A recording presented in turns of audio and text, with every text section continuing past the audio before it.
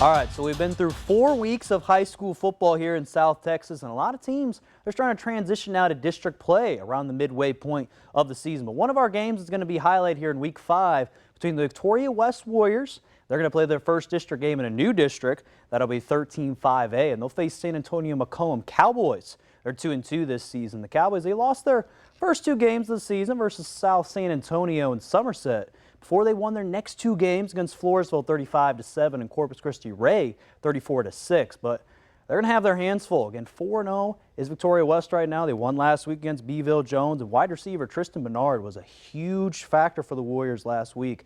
He returned a kickoff all the way to the house for 96 yards, and he also had 2 touchdowns as well. And also Brody Flores, the running back, helped 2 for the Warriors, getting a touchdown run for himself.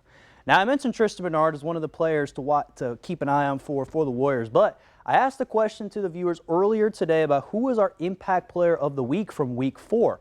Here were some of the options. It was Cuero quarterback Jackson Marie, St. Joseph Flyers running back Dedrick Callis, wide receiver I just mentioned, and Tristan Bernard. And it was a little bit crazy earlier. It was Jackson Marie, but it's changed, it looks like, to this. A lot more people picked Tristan Bernard going here for the 10 o'clock. So battle there between. It looks like Bernard will get it. Congrats to him for being our impact player of the week. Now over to soccer. Again, last week, UHV men's team, they defeated Texas College and also had a draw versus Jarvis Christian this past Saturday to begin conference play. But one of those players that's been huge for the team is Dario Elsen. He won the Red Rare Athletic Conference Offensive Player of the Week. And Elsen, he's a native of Belgium, and he had a pair of goals versus Texas College and then followed that up with 2 goals in the draw versus Jarvis Christian. And Elsen said to UHV, it felt amazing to play well and score some goals this week, but the recognition wouldn't be possible without the support of my teammates. We've been working hard together, and the effort has pushed me to perform my best. I'm grateful to be part of such a great team.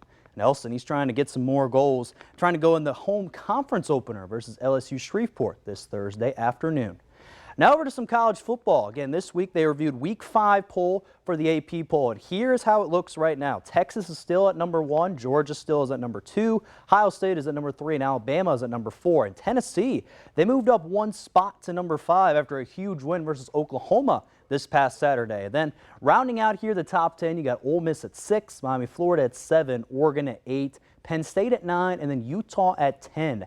And a couple of teams just outside the top 10 made a big jump. Michigan moved up 6 spots after their win against USC. And then Louisville jumped up 4 spots as well, from 19 to 15. And also Houston, they're hoping to clinch the division championship in this series against the Mariners.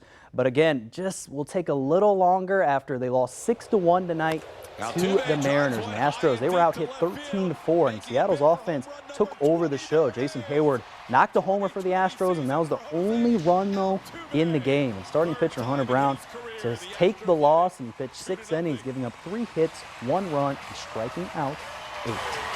That's going to do it here.